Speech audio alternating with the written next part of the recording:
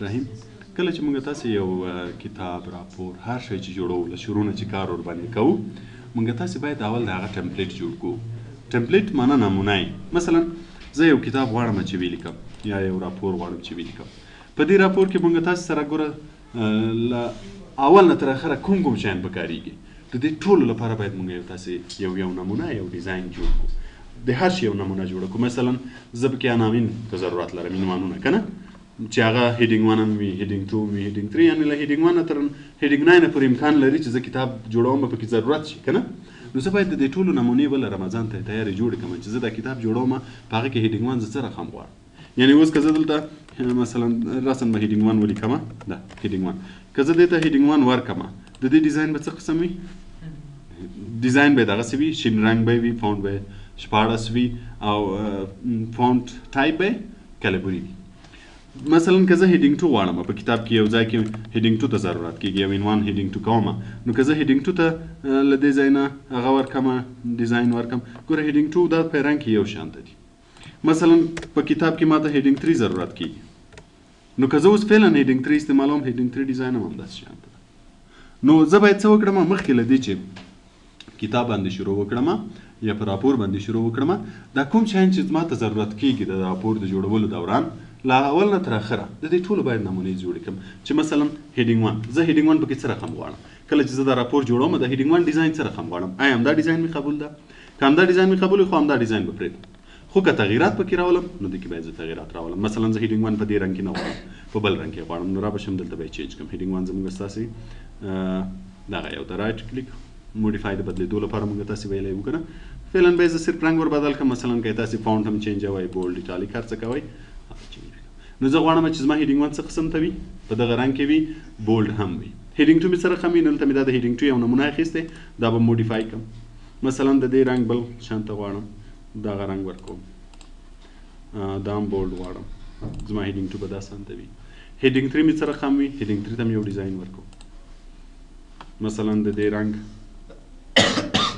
دغه رنګ غواړم دا مې هیډینګ 3 شو هیډینګ 4 څه رقم غواړم هغه ته به مې یو نمونه جوړه کړم هیډینګ 4 دته به هیډینګ 4 ورکړم ګوره اوس ډیزاین دا ده که بدلوم دا به هم بدل کړم موډیفای به کړم مثلا دې ته رنګ دغه رنګ ورکوم او ایټالیک یې تر ایسته کوم بولډ کوم همداسې تر هیډینګ 9 پورې د هر یوه نمونه به جوړه کړو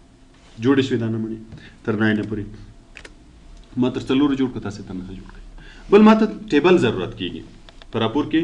ټیبل امکان لري راته ضرورت شي نو یو ټیبل به ساده فعلا واخلم له دې ځای نه مثلا داسې یو ټیبل اخلم ټیبل اوس چې زه له دې ځای نه جوړوم خو دغه ډیزاین اخلي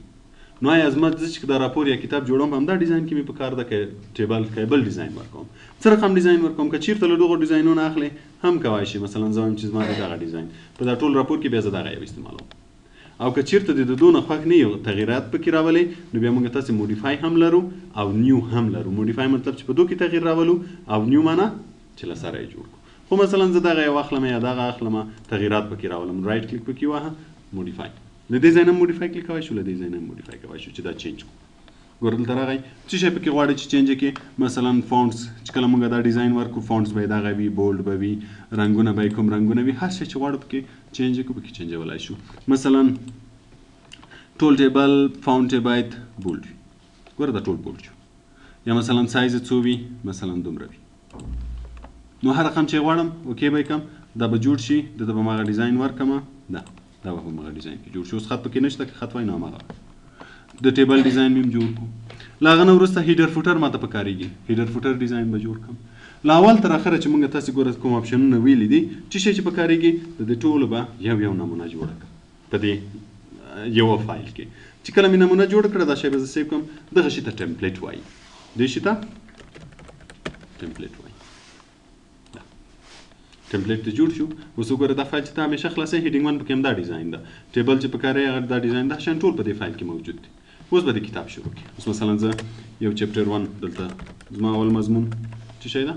چپټر 1 دې ته له کوم هیډینګ نه استفاده کوم د هیډینګ 1 نه کلیک وکړم هماغه ډیزاین به تیار واخلي بیا به ماته ضرورت نه وي چې زه لاړ شم دا موډیفای کړم نور که مې پکاري دته بیا ضرورت نه وي چې زه بیا لاړ شم موډیفای یې کړم سټایل هر څه معلوم ده خط جوړوم به یا مثلا یو بل چاته یې ورکوو یو چاته وایم چې ماته راپور جوړ کړه معلومات مې تیار ورکړي دي خو ډیزاین یې څه رقم ډیزاین جوړ کا زه دغه ټمپلیټ ورته ورکوم چې دغه رقم چې ما جوړ کړی ده مثلا هیډینګ 1 دغه ډیزاین وي هیډینګ 2 دا ډیزاین وي هیډینګ 3 دا وي هیډینګ 4 دا وي ټیبل دغه وي دا ټمپلیټ ورته ورکوم چې دې کې چې څه نمونې ما جوړې کړي دي زما چپټر ټول همداسې راته جوړ کړه دغه چې ته ټمپلیټ وایي ټمپلیټ دې ورکو دی به د دې مطابق تاته جوړ کړي نو څه رقم چې تا وغوښتی هماغسې به درته جوړ شي دې چې ته ټمپلیټ وایي پوه شوې په دې باندې اوس مثلا یو راپور دلته زه د یوې ادارې په فعل هم تاسو ته وښیم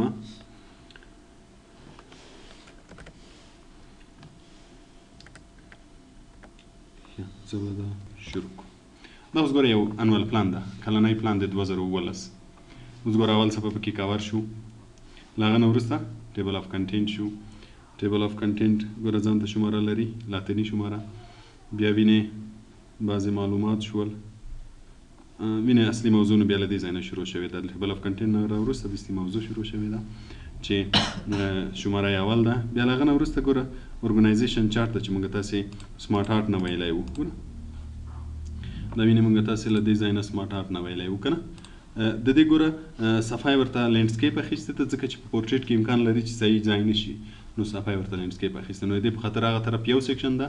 دا طرف بل سیکشن ده بیا ګوره دلته سیکشن بیرته چینج شوی څو موږ تاسې راپور په پورټریټ کې لیکو نو دا طرف یو سیکشن شو دا طرف بل خو ګوره شماره یې ماغه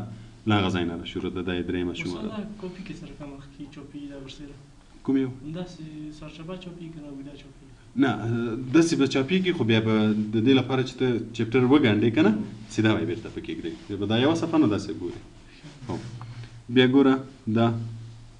وګوره دلته که موږ تاسې پام وکړو ګوره دا زموږ ستاسې هیډینګ 1 ده وینې چې کلیک کوم هیډینګ 1 راځي بل دا وګوره دا بیا هیډینګ 2 دي چون دا دې پورې تړلي دي که نه نو اوس که دا کلیک وګوره دا هیډینګ 2 چې کرسر پکې کېږدو نه هیډینګ 2 به وي دا هم هیډینګ 2 دا بیا بیرته چې کلیک کوو دا وینې بیرته هیډینګ 1 نو همداسې ګوره مسلسل دا زموږ ستاسې بولیټس دي نو موږ تاسې باید ټمپلیټ کې د بولیټ سټایلز هم ولرو چې بولیټس مو څه رقم باید وي ګوره دا ټیبل شو دا چارټ شو چې چارټ ټیبل هم داسې ده چارټ هم باید دغسې وي ګوره دا بل نوع چارټ شو له هغه نه راوروسته بیا وینې داسې ټیبل شو نو وینې چې یو راپور جوړو موږ تاسې ضروري ده چې اول مخکې له دې چې راپور جوړ کړو که یو ټمپلیټ جوړ کړو د هر څه نمونې جوړې کړو نو موږ ته به په دې ځای کې بیا جنجال نه وي چې یو هیډینګ یو ډیزاین وي بل هیډینګ بل ډیزاین وي یا بیرته ټول جوړو نو مخکې به هر څه تګلاره به معلومه وي په هغه به مخته ځو او د سیکشن په اساس باندې چې هر چېرته مو غوښتل شمارې چینج کړو یا پیج چینج کړو سیکشن به جوړو دا یو انوال پلان شو بل موږ تاسو سره دلته یو انوال راپور هم شته د 2014 فکر کوم چې دغه به یې اخري وي نه دا یې اخري نه ده